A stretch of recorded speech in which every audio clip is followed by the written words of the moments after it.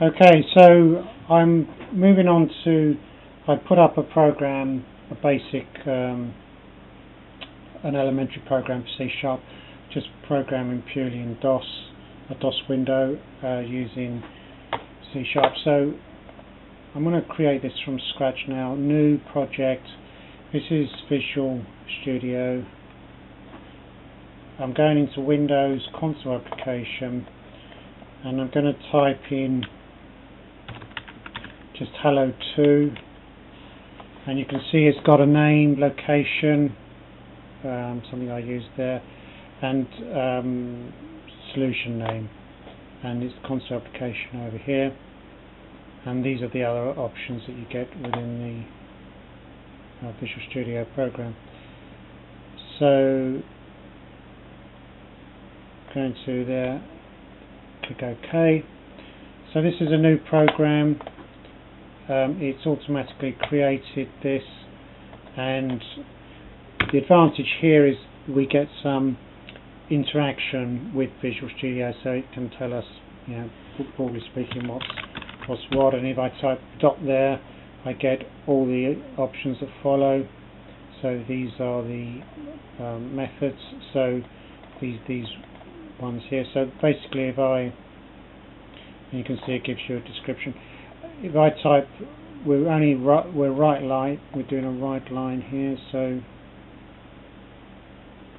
okay, so right line, and if I put a bracket there, it gives you this number 19, which means there are 19 different options to how we can use that. So if I just use the arrow key, I can just flip through them: character, decimal,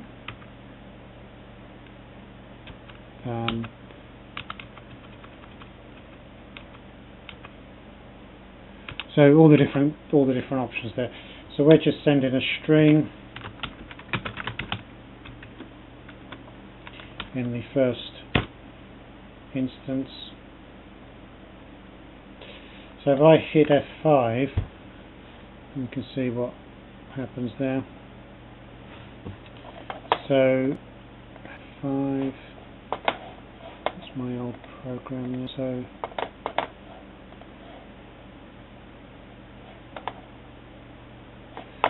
okay, so what I'm going to do is put a debug there so I can see this. So if I debug, it's just debug run or F5. I think F5 is used in Flash as well, so that's quite easy to remember. And then F11, and we can step through to see what the program is doing, and we can interrogate the different options. So if I do that again and I add watch, there's my watch there. So, and it says string 0.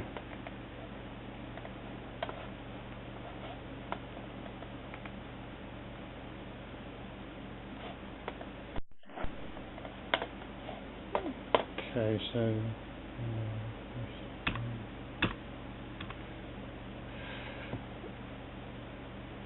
okay, so what I'm going to do, if I build this, build is the compile, equivalent of the compile, so, and then run this.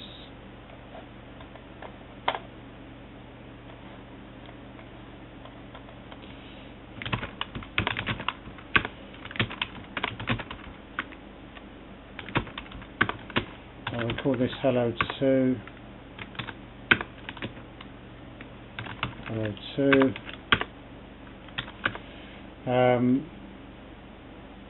Now this is in the bin file, and debug.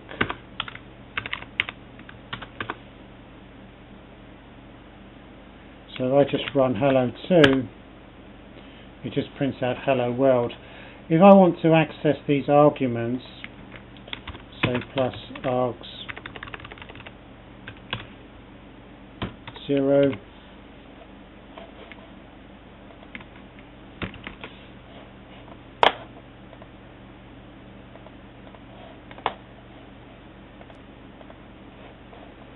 and I run this again, I'm seeing an error this time because Microsoft's realised the program's not running, and the reason it's not running is because it says at line 12 there's nothing in the argument. So if we run the arguments, okay, so I'm just going to say Trevor, you see there, and we've printed out this time the successful outcome. So basically I can obviously make this more complex. I can say for I equals 0, I less than 10, I plus 1. Run that, build that again.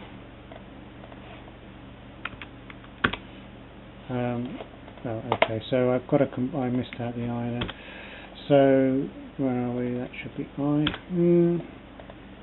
than that. Should be there. I less than 10. Okay, so try that again. And this time it's printed out. Should be 10 times because it's gone around that loop 10 times. In the debug system, we can, when we run the debug,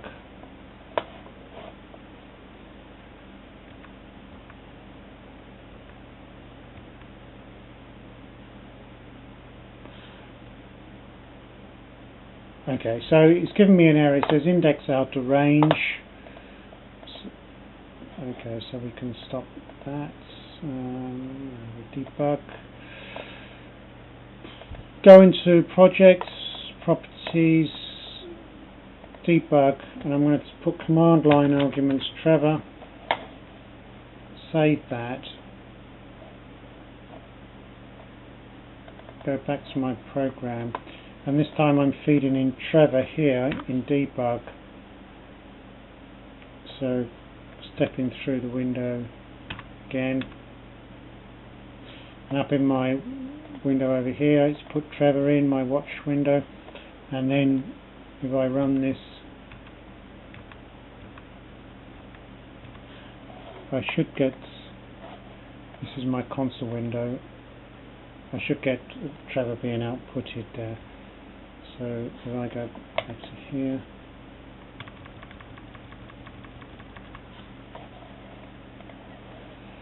so what this video then is showing you is how to perform basic debugs, basic watches on the program, typing in some code here, understanding that the system, Visual Studio, will allow you to, it will give you things that can and can't happen based on these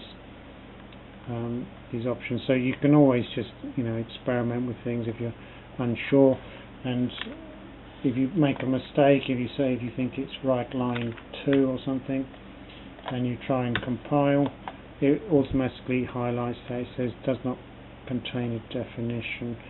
So in this way you can quickly write programs and quickly not really worry too much about the actual syntax, because the system itself is actually checking a lot of things for you.